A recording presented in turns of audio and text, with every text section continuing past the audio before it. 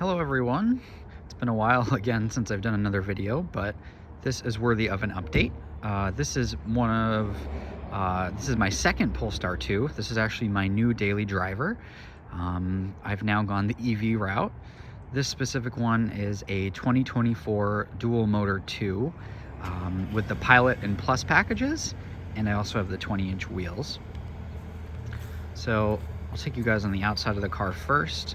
There really isn't a lot of signifying or marks that this is a Polestar. You do have the Polestar logo up front. That being said, if you don't know what that is, that will be hard to find.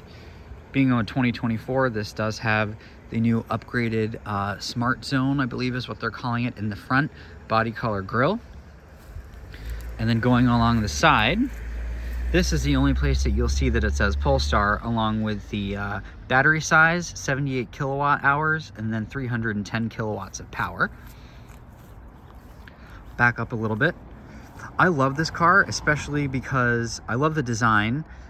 It's very Scandinavian, very minimalist, but at the same time it's striking. And it's also a fastback with a great amount of space in the hatch. So I'll bring you all to the back. You have this beautiful single taillight design in the back. Unfortunately, it's not night, or else I'd be able to show you all the sequential lights back here.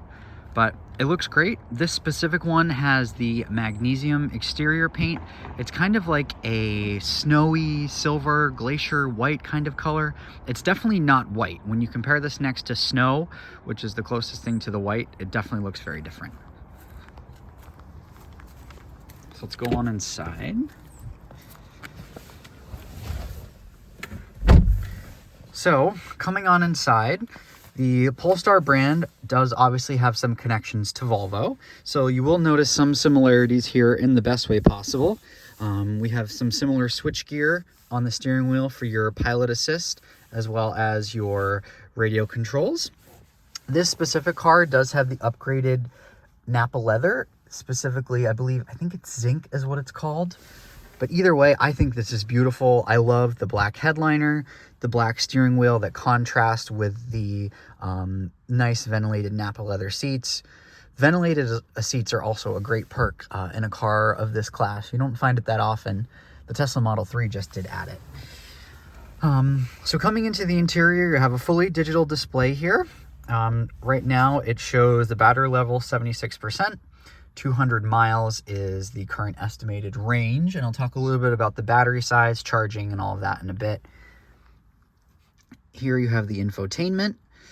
It is kind of tablet looking, but I really do like the way that it does work. By going in here, you can go through your various car settings. You can change what the steering setting is, if you want one pedal drive on or off. All of the safety features when it comes to driver assists, as well as what level of charging you would like to charge the vehicle to. And then, of course, all of your settings. It's very easy to use. It's also Android-based, which has been very good so far, and you do have built-in Google Maps. Another unique feature about this car is it does not have a start-stop button anywhere, or push-to-start button, as you can see. So to start the vehicle, all you do is, using the electronic shifter, put the car into drive, and then the car is ready to go. That was the parking brake releasing there. But as you can see, we have the Google Maps display here. It also, if we pop up in here, it is your built-in map as well. And you can send actually the address of the location that you're going to from your Google app on your phone to your car if you have your accounts linked. So that's very handy. What I'll do next is let me grab the spec sheet on this car. So, like I mentioned before, 2024 Polestar 2 Dual Motor Plus. Okay, so what does that mean exactly? So dual motor means I have all-wheel drive, motors in the front and the back, 421 horsepower, 546 pound-feet of torque combined, and there's a 78 kilowatt battery, and 11 kilowatt onboard charger, and 155 kilowatt fast charging. So basically, what does that mean? The 78 kilowatt hour is the battery size. and 11 kilowatt hour onboard charger and 155 kilowatt fast chargers are essentially, if you do the math, dividing by the battery size as how long it will take to charge the battery. I know that's not an exact science, but that is really the best way to describe it. From 10 to 100, it takes about it takes about 8 hours to charge overnight. And then with fast charging, provided you do get a working fast charger, it will charge from 20 to 80% in about 40 minutes. That's fairly accurate based on my experience. In terms of options that this car has, it has the Pilot package, which gives me the adaptive cruise control, 360-degree view camera. Of course, blind spot warning is standard, and cross traffic alert with auto brake is as well. Being a Volvo-derived car, you have plenty of safety features, airbags all around, and all of the safety systems. And then the Plus Pack does get quite a few upgrades. A heat pump, this beautiful panoramic roof up top as well. It is fixed, by the way. There is no opening. I also have the upgraded Harman Kardon premium sound system, which is very good. Upgraded WeaveTech seats, which are standard on this, but I actually have the leather. A few other niceties: Polestar digital key, power front seats, heated rear seat, steering wheel. So really a lot of nice features in this car. And then also you can see I have the ventilated Nappa leather, metallic paint, and 20-inch wheels, bringing the total price on this specific Polestar 2 to $65,450. Looking at efficiency, we are rated at 266 miles, 106 mpg equivalent, according to the EPA. That 266 mile range, I would say, is fairly accurate. Obviously, your results may vary, just like a gas car. And in the wintertime, electric vehicles tend to have slightly lesser range, and that I have noticed as well, but it is certainly not an issue. All Polestar 2s are also manufactured in China, as this is showing here. And this is a 2024 in magnesium. So we'll put that back here. I'll get some quick shots of the interior while we hop out.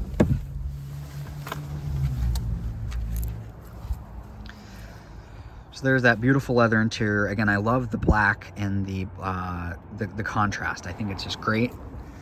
And then the back seat is fairly usable. 6-footers may not be the most happy back here, but it is comfortable. You have plenty of space behind me. Keep in mind, I'm 5'9", and have it set for my driving. And then the roof up here does cut a little bit into your headspace, but it's not too bad. If you have 3 friends in this car, and all of you are 5'9" or 5'10" or shorter, you'll most definitely be fine. Back here, we have 2 heated seat buttons, as well as a USB-C port, and then cup holders, and we also have a ski pass-through and some nice headrests back there. We're going to go next to the trunk area. So this does have a hands-free tailgate. I won't demonstrate it at this moment, but what you can do is you can wave your foot underneath the back of the car and it actually will open. Actually, I have the key on me, so it just did open.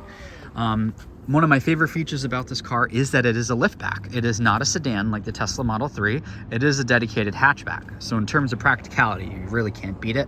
This cargo cover, privacy cover, comes standard, which is really great. You have plenty of space back here. I apologize, I don't know the numbers off the top of my head, but really, really usable. We love this car for Costco runs because of the hands-free tailgate, and also because, as you see, we have some grocery bags here. Move this out of the way. This has a grocery bag holder. So you can open this up, and whatever you have in the back, it will essentially prevent it from moving around. Really helpful to make sure your eggs don't get broken, chips don't get broken, stuff like that. And that, I believe, may come in the Plus Pack, Plus option, but I have to double check. I'm not sure. And then up top, you have the option to lock or lock and close. I'm sorry, close or close and lock. I'm just going to close it in this instance. But living with an EV, I've really been enjoying it. I do have a home charger as well that does make things a lot easier. I'm able to charge up overnight, which is great because I don't ever have to visit a gas station for this vehicle. And for longer trips, I have been able to fast charge without too much of a hassle. The only tricky times that I have had are on weekends when I have to wait for a charger. But really enjoying this car. It drives fantastically, super quiet, very fast, looks great, and is super comfortable. So I wanted to just give you guys my insight on living with this car.